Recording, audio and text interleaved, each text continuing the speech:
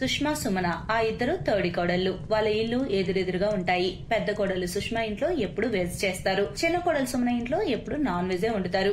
సుమన ఇంట్లో ఎప్పుడు non veg చేసినా సరే ఆ వాసన సుష్మా ఇంటి వరకు ఖచ్చితంగా వస్తుంది. ఎలా అయితే ఈ రోజు వస్తుందో అలాగా.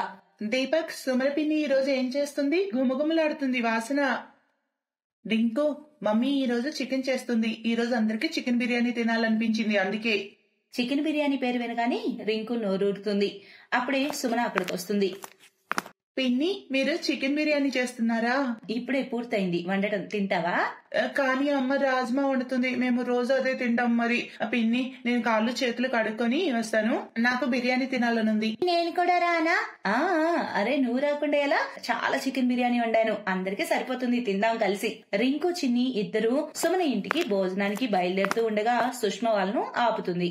మీ ఇద్దరు ఎక్కడికి వెళ్తున్నారు భోజనం చేయకుండా? లేదు మమ్మీ, నేను చిన్ని పిన్ని ఇంటికి వెళ్తున్నాం. వాళ్ళు చికెన్ బిర్యానీ చేశారు అక్కడ, అదే తింటాం. రాజ్మా చావల్ రేపు తింటాం. మీకు ఇది రోజు అలవాటుగా మారిపోయింది. అసలు తిన్నప్పుడు నేనెందుకు వండటము? మీ ఇద్దరు రోజు రోజుకి నాన్ వెజ్ తినే అలవాటు ఎక్కువ చేసుకుంటున్నారు. సుమనికి కూడా నాన్ వెజ్ అంటే ఏంటో అంత ఇష్టం అర్థం కాదు. దాంతో పాటు ఇంటి మొత్తానికి అలవాటు చేసింది. నాన్ వెజ్ తింటే తప్పేముంది మా, మంచిదే కా. అయినా ఇన్ని సంవత్సరాల్లో సుష్మా మాకు ఇప్పుడు నాన్ వెజ్ చేసి పెట్టలేదు. సుమన్ వచ్చాక కనీసం పిల్లలకైనా నాన్ వెజ్ దొరుకుతుంది, అందుకు సంతోషపడాలి. రాజేష్ అన్నయ్య, కాస్త చికెన్ బిర్యానీ పంపరా, తింటావా? ఇంకా తినలేదు కదా. ఎక్కడ తిన్నాను రా, నీకు తెలుసుగా నేను రాజ్మా తిన్నాని. బిర్యానీ తినడానికి మనసు లాగుతుంది నాకు కూడా. పంపు, కాస్త రుచిగా తింటాను. పంపుతానన్నయ్య. ఇల్లంతా సుమన్ ని పొగుడుతూ ఉంటారు. ఆమె నాన్ వెజ్ వంట ముందు సుష్మ వెజ్ వంట ఎవరికి నచ్చడం లేదు, ఒక సుష్మకి ఆమె అత్తకు తప్ప. సుమన రకరకాల రెసిపీస్ తో నాన్ వెజ్ డిషెస్ వండుతూ ఉంటుంది. Fish curry, egg curry, mutton curry, chicken curry, అలా రకరకాల డిషెస్. ఇంకా ఇక్కడ సుష్మ వెజ్ వంటలు ఏం తక్కువేం వండదు. ఆమె వంట కూడా చాలా టేస్టీగా ఉంటుంది. కానీ నాన్ వెజ్ ప్రియులకు వెజ్ ఎక్కదు కదా మరి. ఏమండి, ఈ రోజు మీకు ఇష్టమైన బటర్ రోటీ, పన్నీర్ కూర వండాను, పదండి తిందురు గాని, వేడిగా ఉన్నాయి. లేదు, నేను అవి రేపు తింటాను. సుమన ఇప్పుడు బటర్ చికెన్ వండిందట. ఈ రోజు నాకు అక్కడే పార్టీ. ఇక నువ్వు అమ్మ తినండి, పిల్లలు కూడా నాతో పాటు అక్కడికే వస్తారు. మీరు రోజు అసలు ఏం చేస్తున్నారు ఇలా? ఎప్పుడు చూడు సుమన ఇంటికి నాన్ వెజ్ తినడానికి వెళ్తూ ఉంటారు. అరే, నీ ఇంట్లో సాధారణ భోజనం నీకు నచ్చడం లేదా? ఇది అసలే చలికాలం, వెజ్ వంటలే ఆరోగ్యం. అసలు శాకాహార వంటలు తినడమే మానేశారు మీరంతా. అసలు ఏంట్రా పెద్దోడా, ఏమైనా బాగుందా అసలు? అప్పుడే అక్కడకు సుమన్ కూడా వస్తుంది. అత్తయ్య, అక్క, మీరు కూడా పదండి అక్కడికి, భోజనం చేద్దరు గాని, మీకోసం ఏదో వెచ్చేస్తాను. లేదు లేదు, నేను అసలు అక్కడ భోజనం చేయను. నాకు మాంసాహారం అంటేనే పడదు, నేను అక్కడ అసలు తిన్ను. నాకైతే వద్దమ్మా. నీకు చాలా బాగా తెలుసు కదా, నాన్ వెజ్ వండిన గిన్నెలో చేసిన వంటను నేను కానీ అత్తయ్య కానీ తినమని. ఏం పర్లేదు, మీరెళ్ళి తినండి. ఇక్కడ బటర్ రోటీ, పన్నీర్ అయి ఉన్నాయి, నేను అత్తయ్య అవే తింటావు. నువ్వు తింటావా నరేష్? సుష్మ మాటలకు సుమన గట్టిగా నవ్వుతుంది. నరేష్ కూడా నవ్వుతూ ఉంటాడు. నాన్ వెజ్ ముందు వెజ్ అసలు ఎవరైనా తింటారా? మీరు మరీను నాన్ వెజ్ కాకుండా అసలు మీరేం తినరు. నాన్ వెజ్ ఎదురుగా కనిపిస్తే అసలు వేరేది ముట్టుకొని కూడా ముట్టుకోరు. నాకు బాగా తెలుసు కదక్క ఆయన విషయము. మీరు మరీనక్క. వదినా, మీరు కూడా వెజ్ వండటం మానేసి నాన్ వెజ్ వండొచ్చు కదా. ఆ రోజు మొదటిసారి సుష్మకి ఎందుకో బాధగా అనిపించింది. ఆమె మనసు నొచ్చుకుంది. ఆమె వంట చేయడం చాలా తగ్గించింది. ఆమె వండే వెజ్ ఎవరు తినడం లేదు. ఆమెకు తెలుసు ఆ విషయం. అందరూ నాన్ వెజ్ తింటున్నారు. ఆమె కేవలం తన అత్త తన కోసం మాత్రమే వెజ్ వండుతుంది. సుష్మా మార్నింగ్ టిఫిన్ చేయడం కూడా ఆపేసేసింది. మమ్మీ టిఫిన్ చేయలేదా ఈ రోజు? ఈ రోజే కాదు, అసలు ఇక నేను ఏ రోజు టిఫిన్ వండను. మీకు నాన్ వెజ్ ఇష్టం కదా, వెళ్ళండి మీ పిన్ని ఇంటికి వెళ్ళి అక్కడే టిఫిన్ చేయండి. ఏమైంది? తినడానికి ఏం లేదు. మీరు అసలు ఇంట్లో తినేది ఎప్పుడు? సుష్మా వండి పెట్టడానికి అందరికి రోజు సుమన ఇంట్లోనే కదా, అక్కడికే వెళ్ళండి. అయితే ఆమె ఏదో ఒకటి చేసి పెడుతుంది మీకు. మమ్మీ చాలా ఆకలేస్తుంది, ఏదైనా వండి పెట్టు. ఇవాళ నేనేం వండను. ఈ రోజే కాదు, ఇంకెప్పుడు మీకోసం నేను ఏమీ వండను. ఒకవేళ మీకు అంత ఆకలిగా ఉంటే వెళ్ళి మీరే వండుకొని తినండి. సుష్మా తన కోసం తన అత్త కోసం మాత్రమే వంట చేస్తుంది. రాజేష్ పిల్లల కోసం వండటం పూర్తిగా మానేసింది. రాజేష్ ఇంకా పిల్లలు ఇప్పుడు చాలా ఇబ్బంది పడుతున్నారు. వాళ్ళు పదే పదే సుమన ఇంటికి వెళ్ళైతే తినలేరు కదా, కేవలం నాన్ వెజ్ చేసినప్పుడు మాత్రమే ఆమె పిలిచేది. ఒకరోజు సుమన చాలా జబ్బు పడింది. ఆమె ఆరోగ్యం అస్సలు బాగలేదు. ఆమెకు టైఫాయిడ్ జ్వరం రావడంతో చాలా బలహీనమైపోయింది. ఇంటి పనులు కూడా చేయలేని పరిస్థితి. ఇంట్లో వంటలు కూడా అవడం లేదు. సుమన, నేను సుష్మా వదినకు చెప్తాను నీకోసం ఏదైనా తేలికపాటి ఆహారం చేయమని. నరేష్, అక్క బావ పిల్లల కోసమే ఏమీ చేయటం లేదు, కోపంగా ఉంది. అలాంటిది నా కోసం ఏముండుతుంది? వద్దులే నరేష్. ఒక్కసారి అడిగి చూస్తాను. వదిలే, నేనే ప్రయత్నిస్తాను, అవుతుందేమో. నరేష్ వంటగదిలో కిచిడి వండుతూ ఉంటాడు. అప్పుడే సుష్మా డబ్బాలో కిచిడి తీసుకొని వస్తుంది. నరేష్, వదిలే, దాన్ని నువ్వు చేయలేవు, నేను తీసుకొచ్చాను ఆహారం. సుమనా ఇదిగో ఇది తిను. సుమనా ఇప్పుడు ఆరోగ్యం ఎలా ఉందమ్మా? పర్వాలేదు అత్తయ్య, డాక్టర్ చెప్పాడు నేను పాడైన మాంసం తినడం వల్లే నాకు ఇలా టైఫాయిడ్ వచ్చిందని. భోజనంలో పెసర్ కిచడి, సూపు, రసం వంటివి తినాలని చెప్పాడు. నాన్ వెజ్ పూర్తిగా వద్దని చెప్పాడు. ఎందుకంటే ఈ సీజన్ లో నాన్ వెజ్ చెడిపోయి వస్తుందట. మార్కెట్ లో కులిన్ నాన్ వెజ్ అమ్ముతున్నారు. అందుకే ఇలా నాకు ఈ బాధ వచ్చింది. కానీ వెజ్ ఉండే ఓపిక కూడా నాకు లేదక్క. అరే ఈ పరిస్థితుల్లో నువ్వు వంటేం చేస్తావు? టెన్షన్ పడకు, నేను అత్తయ్య అంతా చూసుకుంటాం. కొద్ది రోజులు నువ్వు విశ్రాంతి తీసుకో, నేను అందరి కోసం వంట చేస్తాను. నరేష్ నేను నాన్ వెజ్ చేయలేను, మీరు వెజ్ తినగలరు కదా? సుష్మా మాటలు విని నరేష్ హా అని చెప్తాడు. అంతే. ఆ రోజు ఇంట్లో కేవలం వెజ్జే వండారు, నాన్ వెజ్ కాదు. దీపక్ నేను నాన్ వెజ్ చేయలేను, వెజ్ షాహీ పన్నీరు పరోటా చేశాను. రుచి చూసి ఎలా ఉందో చెప్పు ఈ పెద్దమ్మ వంట, సరేనా? నిజంగా చాలా టేస్టీ ఉంది పెద్దమ్మ, మీరు వెజ్ వంట చాలా బాగా చేశారు. ఇది నాన్ వెజ్ కన్నా టేస్ట్ ఉంది తెలుసా? మరి వెజ్ వంట నాన్ వెజ్ కన్నా అద్భుతంగా ఉంటుంది. మరి కొద్ది రోజుల్లో సుమన కోలుకుంటుంది. నేను కూడా నాన్ వెజ్ మానేద్దాం అనుకుంటున్నానండి. వెజ్ తినడం మొదలు పెట్టాక నాన్ వెజ్ ఎందుకో తినాలనిపించడం లేదు. బలవంతం ఏముంది దీనిలో? మనం కూడా నాన్ వెజ్ కాకుండా వెజ్ తిందాం. నువ్వు కూడా సుష్మా వదిన లాగా వెజ్ వండు, నో ప్రాబ్లం.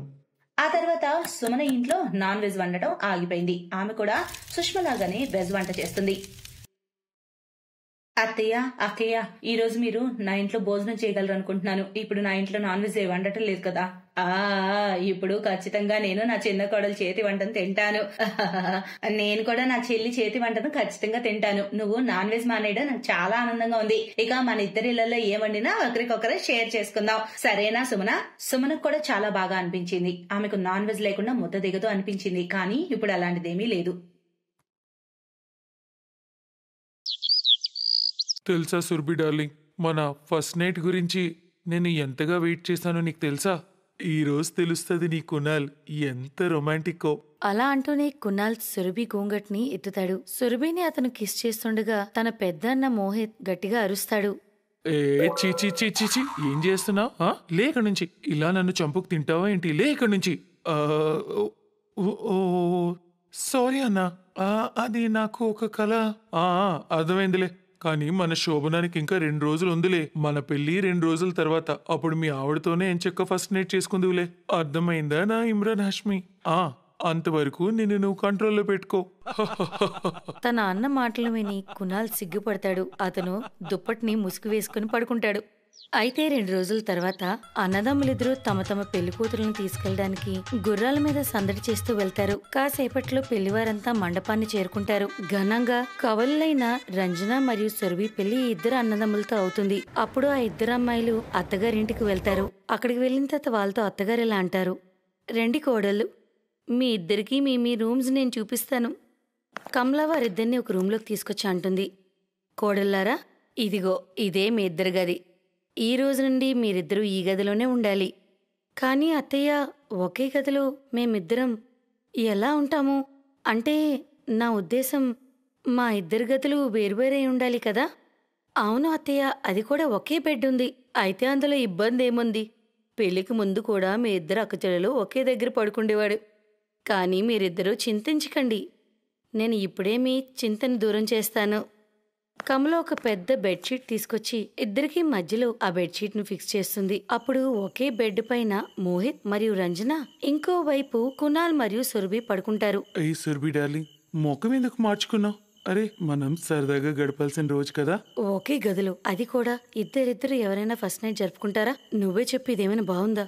ఫస్ట్ నైట్ కోసం ఎన్నో కళ్ళు కన్నాను నేను. ఒక పక్క సురభి మరియు కునాల్ గొడవాడుకుంటుంటే ఇంకోవైపు రంజన మరియు మోహిత్ పరిస్థితి కూడా ఇలాగే ఉంది.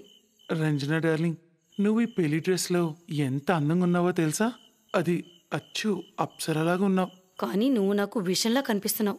ఒకే బెడ్ పైన ఇద్దరు ఫస్ట్ నైట్ జరుగుతుందా? ఇప్పటి వరకు హిస్టరీలో ఎప్పుడు ఇలా జరుగుండేది కాదేమో. మీ అమ్మకు కూడా అస్సలు బుర్ర పనిచేయదు.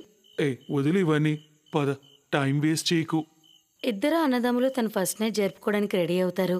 అప్పుడే సురభికి లేంగాకి ఉండిపోయిన పిన్నోటి తను గుచ్చుకొని అరుస్తుంది. అయ్యో దేవుడా, ఎందుకు అరుస్తున్నావు? నేను ఇంకా మ్యాచ్ స్టార్ట్ చేయలేదు. అప్పుడే రంజన వాళ్ళిద్దరు అరుపులు విని ఇలా అంటుంది. చూసారా, Surabhi Kunal bat ball start చేసేశారు. రంజన డార్లింగ్, నువ్వు టెన్షన్ పడుకు, మొదట నేనే 6 కొడతాను. వారిద్దరూ మాట్లాడుకుంటున్నప్పుడే కర్టన్ కిందకు పడిపోతుంది మరియు వారిద్దరూ సిగ్గుతో ఉక్కిరిబిక్కిరైపోతారు. ఇద్దరూ కోపంతో ఫస్ట్ నైట్ జరుపుకోకుండానే పడుకుండిపోతారు. మరుసటి రోజు 6 గంటలకు కోడలిద్దరిని లేపుతూ ఆమె ఇలా అంటుంది. రండి, లేవండి కోడళ్ళారా, మీ మొదటి రోజు కిచెన్లో ఏం చేయాలో చెప్తాను, మరియు మీ ముఖాలు కూడా మీరు చూపించాలి. ఇద్దరు కోడళ్ళు మొదటి రోజు వంట చేస్తారు మరియు వీధిలో వాళ్ళంతా వారిని చూడ్డానికి వస్తారు. అరే వా కమలా, నీ ఇద్దరు కోడళ్ళు చాలా అందంగా ఉన్నారు. కోడళ్ళారా, వీలైనంత త్వరగా మాకు శుభవార్త చెప్పండి. ఫస్ట్ నైట్ అవలేదు మాది, ఇంకా పిల్లలు ఒకటే తక్కువ. అరే, మొదట మేం సంతోషపడితేనే కదా మీకు శుభవార్త చెప్తాం. అప్పుడు వచ్చిన వాళ్ళందరూ చూసి వెళ్ళిపోతారు.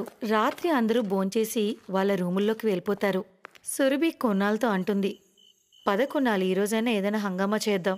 కునాల్ ఇలా దగ్గరికి వస్తున్నాడో లేదో కర్టన్ తీసి రజని అంటుంది, సారీ సురభి, మోహిత్కి దాహం వేస్తుందంట, కొంచెం వాటర్ బాటిల్ ఇస్తావా? ఇదిగో నీళ్లు తాగి నీ దాహం తీర్చుకో. నా దాహం ఇంకెప్పుడు తీరుతుందో. ఆ రోజు కూడా వాళ్ళు ఫస్ట్ నైట్ జరుపుకుందాం అనుకుంటారు గాని వాళ్ళ కోరిక కోరికగానే మిగిలిపోతుంది. అప్పుడు రంజనకు ఒక ఐడియా వస్తుంది. చూడండి, నాకు ఒక ఐడియా వచ్చింది. నేను మోహిత్ బయట వరండాలో కూర్చుంటాం. అంతలో మీరు మీ ఫస్ట్ నైట్ జరుపుకోండి, ఆ తర్వాత మీరిద్దరు వరండాలో కూర్చోండి, అప్పుడు మేం మా ఫస్ట్ నైట్ జరుపుకుంటాం. ఈ విధంగా మనం ఫస్ట్ నైట్ జరుపుకోవచ్చు.